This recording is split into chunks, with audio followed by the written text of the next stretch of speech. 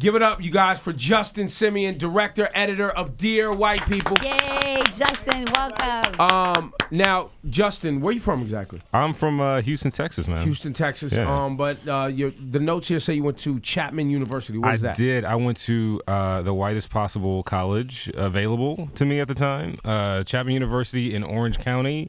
And the reason I went there is because they have a great film program, and they actually gave me money to go there. So you got a scholarship? I got a little bit of a scholarship. It was the only place I could afford that got me out of Texas and got me doing film. So that's where I went. Now, this is your first film, right? First film. Written, directed, produced. That's right. Talk about the concept trailer and how the film was funded. Okay, so, I had this movie about being a black face in a white place, like what that whole situation was about. Nobody in Hollywood was necessarily checking for that script, and I knew this very well because I worked in Hollywood. I was a publicist for 8 years, so I knew nobody was really looking for, the Spike Lee, Robert Townsend comeback thing. And why?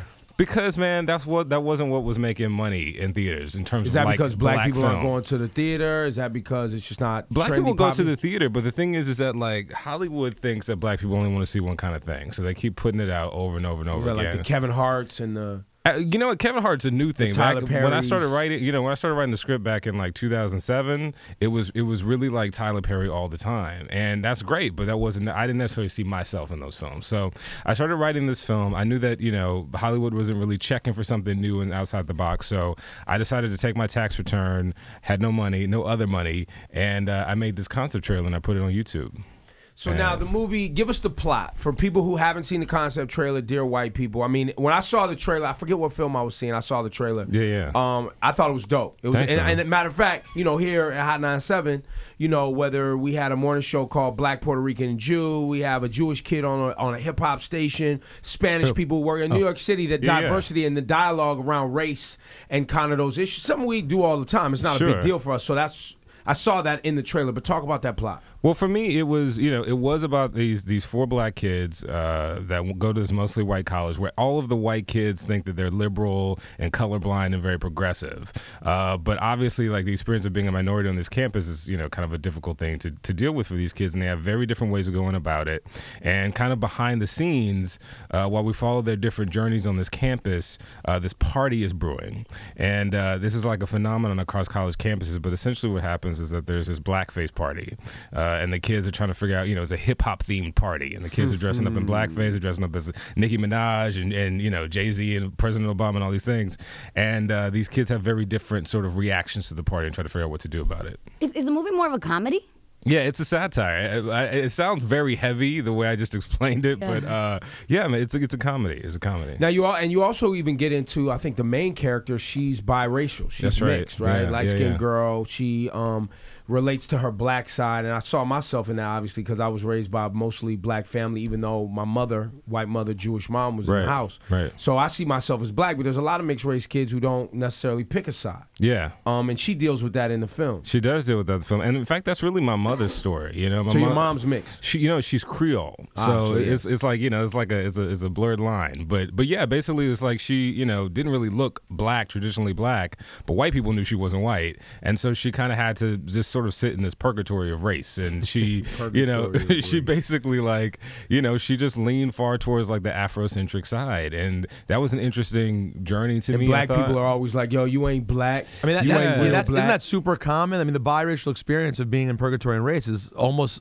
something every biracial person I've ever known has talked about. Do the people make fun of you, Ebro, and call you white boy, white or light skin? Black people call me white boy. My family members call me white boy because they say I spoke correct grammar. Wow. My English was white. I speak like a white boy. And the way you dress, also, I'm pretty sure. And then I like skateboarding and snowboarding. So then I got that. But then but you're white saying people it real hard though, so it kind of makes up for it. Well, I think that's now. I think my voice just got deeper. But when I was 9 years old, it wasn't. It wasn't like that. Okay. I don't think it's a coincidence that your voice got so deep either. I'm being dead serious. I think you probably subconsciously do other things that do compensate for the fact that people are always probably. On you. Oh wow, this is getting real. Yo, okay, we get real here, man. I like this, bro. I think what I find fascinating about this movie is that, It hasn't been done a lot even this way, but I was going to say the easy way would be to make it about the experience of being an ethnic minority around tons of white people. But you didn't just do that. You did it around white people who believe they are liberal and who want to be. Who want to be and who are well-meaning, but yet exactly, well-intentioned people. Yeah. Because, I mean, the thing is, like, the thing that I kept getting was like, oh, I'm colorblind. I don't see race. But the thing is, if you're colorblind, you're blind to the fact that I, as a person of color, am having a different experience than you are. And you're not open to what I have to say. And really, before like all of this stuff started popping off in this past year, people were really people really thought we were post-racial. I mean, that was like a real thing. Like after we elected Obama for the second time, but like, I mean, no black person I got on this thinks radio that, and warned black men that it was going to be harder for them because Obama was president. And this was totally. Years ago. But see, we know that instinctively, but white people didn't necessarily know that. They didn't really get that. Well, but look, on the other side, you have Rosenberg, who's a hardcore hip-hop fan that catches heat and actually almost gets ignored by segments of the hip-hop culture just because he's white. Yeah, that's true. Well, yeah, I mean, I do think two things. One, yes, white people are often, especially with the black president, they're like, there's no such thing as racism anymore. Yeah. We elected a black president. And yes, most of the American population is now not racist enough to elect a black man as president. Right. However, be clear, President Obama is biracial. And there was a statement involved in people voting for Obama that also is like, look, I'm not racist. There is a certain level to that. So also we're not after he got elected, people were like, go back to Africa, which is like the old school. Where's your birth certificate? Yeah, that was like the oldest, racist statement there ever was. Go back to Africa. So I feel like it both showed how far we've come and also showed how far we have to go at the same time. So, the success of one black man, unfortunately, does not undo an entire system of racism. It's interesting, too, because this year we saw Ava DuVernay. Yes. Selma, that was her first film. Incredible. Right? That was her third film, her third actually, film, but that was her first big box studio office film. Studio film. Yeah. And this being your first. This is your first This is film. my first film, yeah. Yep. Wow, man. Do you have another one yet? Have people come to you now? Oh, yeah, man. I'm doing something with Anthony Mackie at Paramount called Make a Wish. Excited about that. And I'm also writing something, and I'm trying to get Dear White People to TV, man. I think it'd be a good series. So where is it available right now? Right now, on you demand, can. Yo, where you at? I just rented it. Yo. I just rented it on iTunes to watch on the flight I have later today. I rented it right It's now. going to take him 10 years to watch it, but he will eventually finish it. Well, you're lucky he didn't That's what happened with bootleg it like Selma. he did Selma. Okay. Oh, wow. See, And then then he felt so guilty. He buys like tickets, and he's like, I'm just not going to use them. Want to know about white liberal guilt? Yes. It's called getting a bootleg and then spending $35 for tickets online. That's amazing. Listen, black filmmakers appreciate it. Yeah, it's on Blu-ray. It's on iTunes. It's on Amazon. I mean, you can literally get it beamed to your brain. It's everywhere. You can get it wherever videos and movies are sold. So. I also am excited about. I love movies about the black college experience, and that was like it's like a borderline genre of film. If you look at the history of time, like there are a bunch of little ones, and like. My experience in college with a lot of at University of Maryland, totally different experience, much more diverse university, bigger, etc. But it's still a very specific experience, like being around the Black Student Union, all these things. I just love seeing that represented in film. I think it's not to sound trite, but I just think it's important to see how that experience You're so is white, awesome. bro. You're Sorry, so white, bro. I don't want to be. Because he said trite?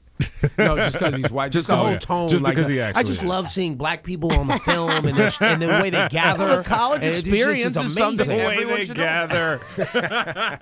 So organized. Yo, Justin Simien, give it up for this kid, yo. Thanks, Wait, how old are you? I am 31 years old. 31 years old. And I heard you say before we started the interview that this was the largest crowdfunding film. What was it? This is the highest grossing crowdfunded film ever. Wow. So we beat Zach Braff. Sorry, Zach, but we did it. Listen, man, congratulations. That's awesome. How dare you beat that white man who already has money at crowdfunding? And wasn't there something, Ebro, you said also about there being like a big deal that you're gay or something? Oh, yeah, I was going to right. skip over that. sorry. I don't know if you know this. In your press thing, the third sentence. No, I saw it's in all caps, too. It's which is like at the shocking. 2014 Sundance Film Festival premiere of Dear White People, Simien publicly announced he is gay. If you're All wondering, caps. Justin, do you consider yourself, real quick, based on that release and the use of capitalization, do you consider yourself gay or do you consider yourself gay? It really depends on the day of the week, man. But it almost sounds many like that was your cocktails I've coming had. out. You know what I mean? Like, what was that about? There was no coming out. Nobody knew who the hell I was. So it wasn't like, oh, is he? There was no People magazine coming. I was going to ask you, right? I was going to ask you because there are some announcements that we get that I think, like, what was the guy that played for the Brooklyn Nets? Jason Collins. Yeah. Jason Collins. Played is a liberal use of the term. And my point being is at the time, he used, I believe, he used his sexuality to get himself on a team and to get himself interviews and more publicity. He wasn't a great player. Michael Sam, right? He came out as he was entering the NFL draft, right? Listen, that's fine if you want to let people know it's gay and be brave. I think that's awesome. But I do think people are seizing the moment to use something that may not be a topic, right? Yeah. I mean, it's a topic if you're gay and you feel like you're harboring that. I mean, I'll put it this way, though. I will say, as a black man, it is very, those are two mutually exclusive ideas. So as a black man growing up, if there were more people who were black and gay and just kind of normal seeming in the culture, I would have felt more okay to be who I was. So for me, it was always a question of if I was ever asked, I was just going to tell the truth, because there's a lot of us in the industry that don't talk about it. Right. And there's a lot of kids that are done a disservice by that. Why do you feel like people don't talk about it? Because even as common as it is. Because for whatever reason, man, in the black community, it's still an issue. Are we about to go here? Let's go. We want to go to what's the deal with black people and gay stuff? You want to go there? It's not. Honestly, I'll jump ahead. It's honestly, I feel like it's religious based. Most of it is Christianity, religious based. What do you think, Justin? I think it's partially that. I think it's partially just it's a cultural thing. Man. Yeah, it is a cultural thing. The machismo. Maybe so, but like the idea of like a strong black man and a gay man are two separate ideas in the minds of a lot of black folks. I mean, that's my experience growing up, and for me, if there were more people in the culture that were out and doing their thing, and it wasn't a big deal, like I wouldn't have felt. Yo, you been to Atlanta lately? Yeah, there's a lot of people out, man. I don't think they're really hiding. But not in a public way that if you're a kid in Texas that you're able to see that. Yeah, like not. Basically, he took your argument and shoved it up your ass. Nah, it's everywhere. No, but that's not true. But he's saying for his experience growing up, there weren't a lot of he's images 31. I'm talking about somebody who's 12, 13, 14 now. But who are their images? Yeah, who are the images? Well, there's a lot of people who have come out that are gay. We just talked about him. Michael Sam, two bum-ass athletes who didn't make it. Yeah, but they were proud of who they were. Yeah, but what I'm saying is I still think it's important. No, it's great they're proud of who they are, but you want to have – those guys aren't really that famous. We're talking about people who are really out there and are part of our cultural experience every day. But I do think they count for some kids. Like it's just like honestly, if you just took your argument, shoved it up your ass. I think it's an important thing to happen. I think it's something that hopefully will happen more in the future. I guess the reason I was skipping over is because the interview was great without actually making it an issue, and because I don't think it's an issue, right? I don't process it that way. So when I see someone who had a successful film, right, and the third line in their press thing is that he's gay, I'm like, why? That has nothing to do with the fact that he has a successful film. Yeah, I didn't write that. I don't know who. Yeah, like that, and that's why I wasn't gonna ask that in there. Maybe it'll make me hotter. Like I don't feel like it's a thing if you're a great basketball player, if you're a great football player, if you're whatever. That's me though. Yeah, but don't you sound like the exact same people who were just talking about who believe we live in a post-racial America? We are not in a we're not. homophobic America at all. No, we're not. Particularly in our world. No, we're not. I mean, we're just. I just don't believe your sexuality and your profession has it right. That's all I'm saying. It would be like saying that he's a Christian filmmaker or it's a part of your life that we don't necessarily need to hear about. Right. I think it's the fact that I'm a black filmmaker making movies or making this particular movie that's about the African American experience, and that is rare. That I would deal